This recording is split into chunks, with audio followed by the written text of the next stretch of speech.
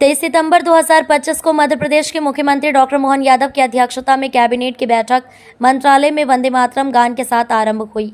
Cabinet में लिए गए महत्वपूर्ण निर्णय की जानकारी मध्य प्रदेश के स्थानीय शासन मंत्री कैलाश विजयवर्गीय ने पत्रकार को देते हुए कहा कि मध्य प्रदेश में मोहन कैबिनेट की बैठक में कई महत्वपूर्ण प्रस्तावों पर मुहर लगी। सबसे पहले मंत्रिपरिषद की बैठक में मंत्रिपरिषद के सभी सदस्यों द्वारा धार आए पीएम मोदी का आभार व्यक्त किया गया। साथ ही कैबिनेट ने पीएम के स्वस्थ नारी सशक्त परिवार अभियान को मध्य प्रदेश में आगे बढ़ाने का संकल्प भी लिया। इसके तहत प्रदेश में आदि सेवा पर्व अभियान चलाया जाएगा। मंत्रिपरिषद के निर्णय में ऊर्जा के क्षेत्र में प्रदेश के सारणी और अमरकंटक में 23,000 करोड़ रुपए की लागत से 2 थर्मल पावर प्लांट स्थापित होंगे। प्रत्येक प्लांट की क्षमता 660 मेगावाट होगी। सारणी प्लांट पर 11,678 करोड़ और अमरकंटक प्लांट पर 11,476 करोड़ रुपए व्यय होंगे।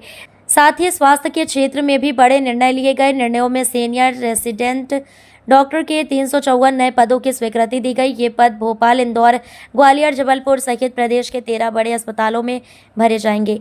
मंत्रिपरिषद में पर्यटन के क्षेत्र में लिए गए महत्वपूर्ण निर्णयों में सभी प्रमुख धार्मिक और पर्यटन स्थलों पर हवाई सेवा को मंजूरी। जल्द ही हेलीकॉप्टर सेवा की जाएगी शुरू।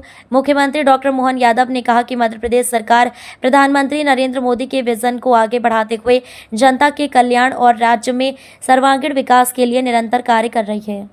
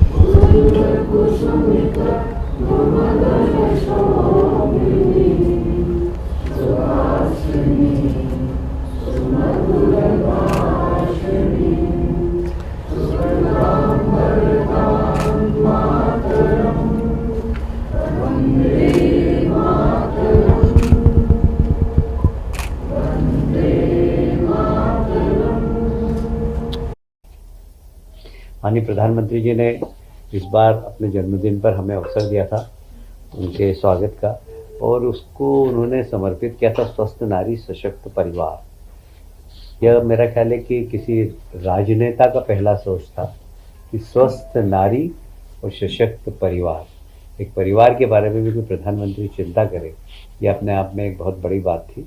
और इसको आदि कर्म योगी के अंतर्गत आदि सेवा पर्व प्रारंभ किया गया। हमारे यहाँ आदि शंकराचार्य, आदि शिव, इसी प्रकार आदि सेवा पर्व के मान से इसको चलाने का संकल्प लिया है।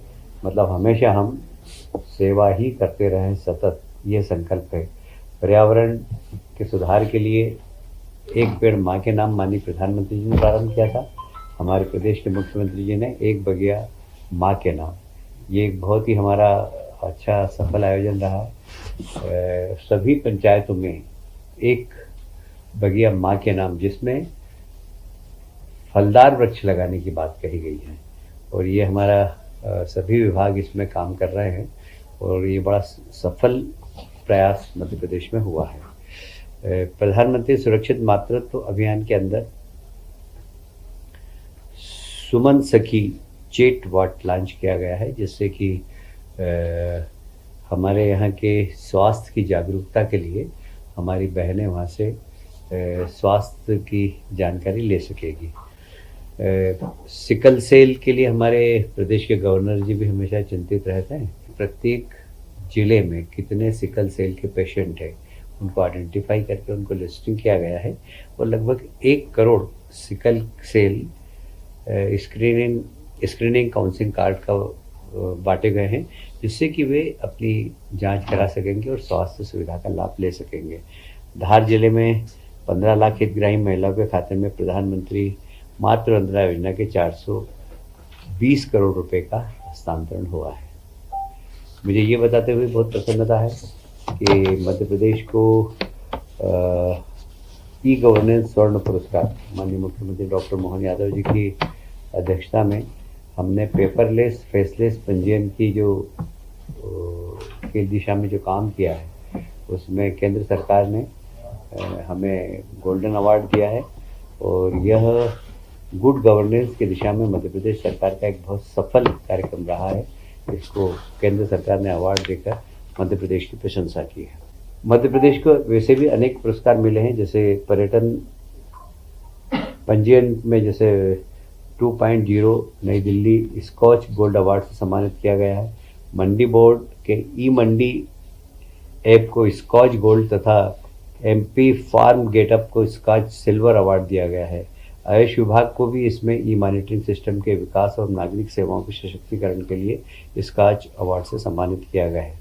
मध्य प्रदेश टूरिज्म को राष्ट्रीय स्तर के 4 पुरस्कार प्राप्त हुए हैं, जैसे किडजानिया एक्सपीरियंस सेंटर को मेडेक्स गोल्ड अवार्ड प्राप्त हुआ है। वैसे ही मध्य प्रदेश पर्यटन बोर्ड की 2 प्रतिष्ठित award best state tourism board award एवं गोल्डन बेनियन अवार्ड से सम्मानित किया गया है। मैं हमारे मुख्यमंत्री जी के नेतृत्व में जिस प्रकार पेपरलेस और फेसलेस गवर्नेंस की दिशा में काम चल रहा है, उसका ये उसके सारे उठाए हुए कदम हैं। नेक्स्ट जनरेशन जीएसटी रिफॉर्म, आप सब जानते हैं कि आज के समय में बड़ा बर्निंग विषय और हमारे देश के प्रधानमंत्री जी ने सीधे आकर देश की जनता से बात भी की थी, और जब इसका परिणाम हमें देखने को मिल रहा है तो ये बहुत ही चमत्कृत कर देने वाला है। और विशेषकर केंद्र सरकार ने शुरुआत की थी गरीब कल्याण से, और गरीब कल्याण में आपने देखा कि प्रधानमंत्री आवास दिए, 80 करोड़ लोगों के घर में अनाज पहुंचाए। अब केंद्र सरकार और राज्य सरकार ने मिडिल क्लास को फोकस किया है, और ये मिडिल क्लास को GST next generation GST reforms में बहुत बड़ा लाभ हुआ है।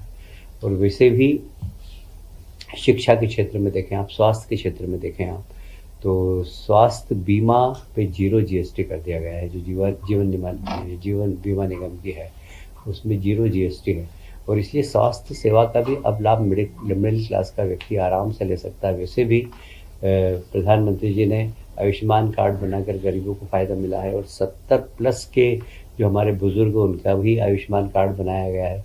वो भले किसी भी क्लास का हो, किसी भी क्लास के परिवार का हो, उसको निःशुल्क चिकित्सा देने की बात हमारे प्रधानमंत्री जी ने की है।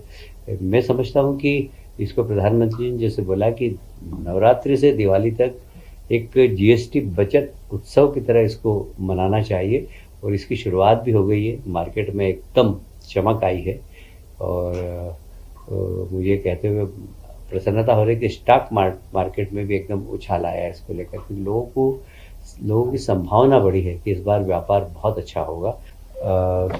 माननीय मुख्यमंत्री जी ने निर्देश दिए थे कि सभी अस्पताल में इस सेवा संकल्प के दौरान स्वच्छता अभियान प्रारंभ करें। जितने भी शासकीय अस्पताल हैं वहाँ स्वच्छता अभियान अभी चालू है। माननीय मुख्य सचिव महोदय को माननीय मुख्यमंत्री जी ने निर्देश दिए हैं कि वे सभी कलेक्टर से बात करें और उसकी मॉनिटरिंग करें, और प्रत्येक जिला अस्पताल और जितने भी छोटे अस्पताल हैं उसकी रिपोर्ट कलेक्टर से लें।